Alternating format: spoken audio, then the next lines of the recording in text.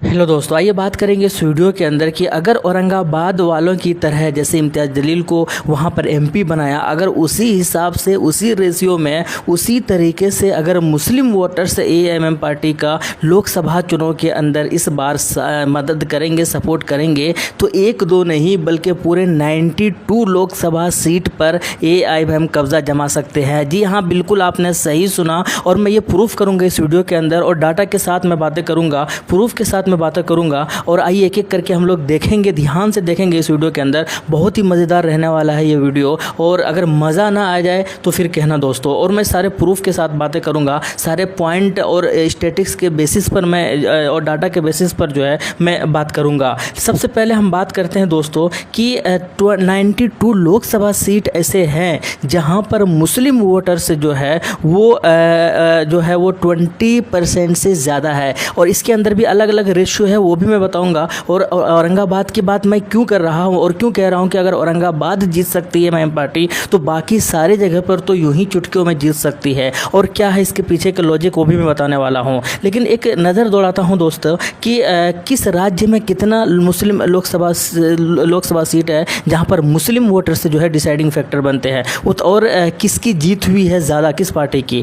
उत्तर प्रदेश के अंदर 23 लोकसभा सीट ऐसे हैं जहाँ पर मुस्लिम वोटर से जो है डिसाइडिंग फैक्टर बनते हैं। उस अभी मैं वो भी बताऊंगा, परसेंटेज पर भी आ रहा हूँ। तो उत्तर प्रदेश में 23 लोकसभा सीट है, पश्चिम बंगाल के अंदर 28 लोकसभा सीट है दोस्तों, असम के अंदर जो है 6 लोकसभा सीट है, जम्मू कश्मीर के अंदर 6 है, केरल के अंदर 10 है, बिहार के अंदर 4 है, महाराष्ट्र के अंदर 4 है, तेलंगाना के अंदर 2 है, उत्तराखंड के अंदर 2 है, दिल्ली के अंदर 2 है, हरियाणा के अंदर 1 लोकसभा सीट है, कर्नाटक के अंदर 1 है, मध्य प्रदेश के अंदर 1 है, चंडीगढ़ के अंदर 1 है और लक्षद्वीप के अंदर 1 है। तो यानी कि ये सारे लोकसभा सीट ऐसे हैं जहां पर मुस्लिम वोटर से जो है 20% से ज़्यादा है। और अभी मैं वो भी आऊँगा कि कहाँ कहाँ पर 50% से ज़्यादा है और कहाँ पर जो है 40 से 50 के बीच में है और ऐसे कितने सारे सीटें हैं। तो टोटल जो है 92 लोकसभा सीट ऐसे हैं जहाँ पर मुस्लिम वोटर्स जो है वो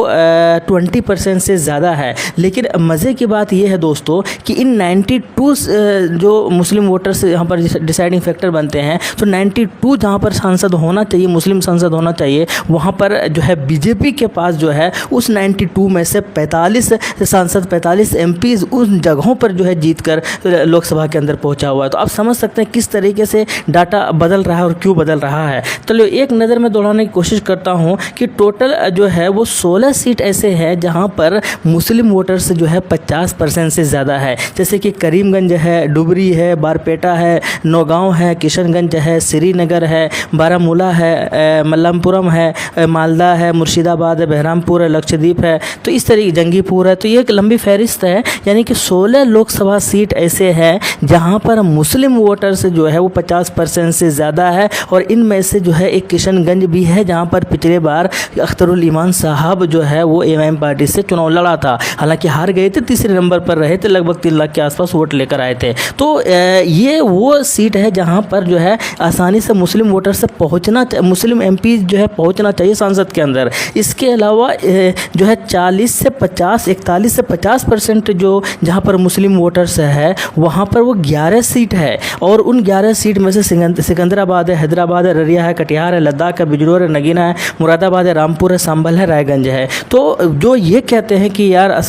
यही वो एरिया है जहाँ पर 41 से 50% मुस्लिम वोटर्स है और इन्हीं में से एक लोकसभा है हैदराबाद, वहीं से असदुद्दीन ओवैसी साहब जो है रिकॉर्ड मतों से जो है वो जीत कर आए हैं। तो जो ये कहते हैं कि यार यहाँ पर तो बहुत ज़्यादा सबसे ज़्यादा मुस्लिम वोटर्स है, इसीलिए हैदराबाद से जो है असदुद्दीन ओवैसी जीत कर आते हैं। तो मैं उनको बता दूं कि यहाँ पर ये क्षेत्र नहीं है, ये क्षेत्र है जहाँ पर 50% से ज़्यादा है, वो इन जगहों पर आता भी नहीं है। ये वो लोकसभा सीट है जहाँ पर 41 से 50% जो है मुस्लिम वोटर्स है और 24 सीट लोकसभा सीट ऐसे है जहाँ पर 31 से 40% है जहाँ पर मुस्लिम वोटर्स है। उसके अंदर पूर्णिया भी आ जाता है, उसके अंदर जो है और मेरठ भी है, आंवला भी है, बरेली भी है, अमरोहा भी है, मुजफ्फरनगर भी है, चांदनी चौक भी है, हरिद्वार भी है, मथुरापुर भी है, जाधवपुर भी है। तो ये नहीं कि 24 सीट ऐसे है जहाँ पर मुस्लिम वोटर्स है जो है वो 31 से 40% है। लेकिन जो अब मैं बोल रहा हूँ दोस्तों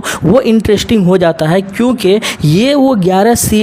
ये वो जो 41 सीट है जहाँ पर मुस्लिम वोटर्स जो है वो 21 से 30% है, और इसी 21 से 30% जहाँ पर 41 लोकसभा सीट है, उसी 41 लोकसभा सीट में से एक सीट है औरंगाबाद। हालांकि एक लंबी फहरिस्त है, जम्मू, दक्षिण कन्नड़, कन्नौज और भी भोपाल, जालना, औरंगाबाद, मुंबई साउथ, बहुत लंबी फहरिस्त है, 41 लोकसभा सीट है। लेकिन मैं यहाँ पर जो मेंशन करना चाहूँगा वो ये है कि इसमें से एक सीट आता है, एक लोकसभा सीट है जो है औरंगाबाद, और औरंगाबाद के अंदर मुस्लिम वोटर से कितना है, 21 से 30 है। हालांकि बाकी जो मैंने अभी बताया सब में किसी में 30 से ज़्यादा है, किसी में 40 से ज़्यादा है, किसी में 50 से ज़्यादा है। वहाँ पर अगर जीत कर आते हैं तो मुस्लिम MP जीत जाते हैं, तो खैर उतनी बड़ी बात नहीं है, उतना अचीवमेंट नहीं है क्योंकि मुस्लिम वोटर से ज़्यादा। लेकिन यहाँ पर जो मैं बात कर रहा हूँ औरंगाबाद के अंदर मुस्लिम वोटर से जो है 21 से 30% है, लेकिन फिर भी AMM की पार्टी की तरफ से औरंगाबाद के अंदर इम्तियाज़ जलील साहब जीत कर आते हैं, और हराते हैं किनको, जो लगातार जीतते हुए आ रहे थे 3-4 बार से, उनको हराते हैं।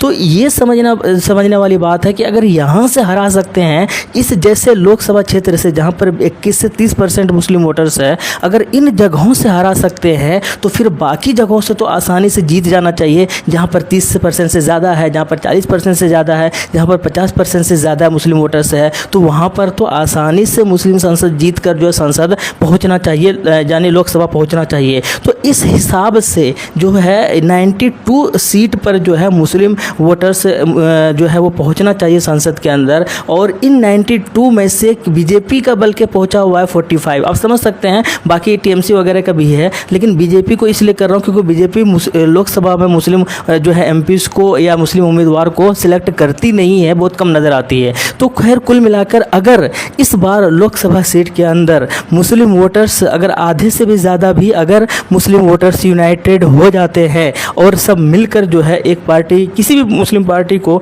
या AMM हो या कोई और हो, उसको अगर सपोर्ट करते हैं मुस्लिम लीडर के रूप में, तो शायद जो है बहुत सारी सीटों पर जो है आसानी से जीत हासिल कर सकती है। क्योंकि आप देख रहे हैं कि पावर की ज़रूरत है दोस्तों, और अभी आप हाल ही की बात है, 1-2 दिन की बात है, किस तरीके से 31 जुलाई की बात है, किस तरीके से ट्रेन के अंदर आप समझ सकते हैं कि जो पब्लिक का सेवा करने वाला आदमी है वो जो है अंधाधुंध फायरिंग कर देते हैं और चिल्ला कर कहते हैं कि मोदी को राज है, इनको वोट करना होगा वगैरह वगैरह। या इसी तरीके से अभी देख सकते हैं कि हरियाणा के अंदर जो हादसा हुआ, तो पावर की ज़रूरत है। मैं ये नहीं कहता हूँ कि मैं ये किसी भी धर्म के ख़िलाफ़ बिल्कुल भी नहीं हूँ, मैं इज़्ज़त करता हूँ हर धर्म का, और मैं ये भी कहूँगा कि सब अपने अपने जगह पर एक दूसरे को रिस्पेक्ट करना चाहिए। लेकिन मैं यहाँ पर मुस्लिम पॉलिटिक्स को इम्प्रूवमेंट की बात कर रहा हूँ, मुस्लिम सांसद की इसलिए बात कर रहा हूँ ताकि मुस्लिम को जो है वो पावर मिल सके, जो पिछड़े हैं, जो रोज़गार नहीं मिल पा रहा है, जो बहुत कम एजुकेशन में आगे बढ़ पा रहे हैं, ताकि इनका जो है भला हो सके और बेहतर हो सके। तो और इसी वजह से मैं इनकी बात कर रहा हूँ, और ये सारे एक डाटा बेस पर जो है मैंने बात किया है। इसके अंदर कोई भी बनावटी नहीं है, कोई भी मिक्स नहीं है, जो भी आर्टिकल के अंदर छापा है उसी के बेसिस पर मैंने जो है आपके सामने चीज़ें रखने की कोशिश की है। हालांकि इसके अंदर जो है क्या है, क्या होगा, कितना होगा, ये तो खैर आने वाले वक्त में ही पता चलेगा। लेकिन मैंने ये दिखा दिया कि 92 सीट पर जो है कब्ज़ा होना चाहिए, मुस्लिम सांसद पहुंचना चाहिए। लेकिन पहुंचता कितना है, कभी 27, कभी 24, कभी 30, कभी 25, और हाईएस्ट जो पहुंचा है 1980 के अंदर शायद 49 MP जो है लोकसभा सीट में जीत कर गए थे। लेकिन 2000 पिछले बार की अगर बात की जाए तो शायद 27 MP जो है वो संसद के अंदर पहुँचे हैं। तो खैर इस तरीके का ये डाटा है और इस तरीके से जो चीज़ें निकल कर आ रही है, और उम्मीद है जो मेरा पर्पस है या जो मेरा मकसद है बताने का वो शायद एक एजुकेशन बेसिस पर है और जानने के लिए है, और उम्मीद है कि आप सबको इस चीज़ का इल्म हो गया हो।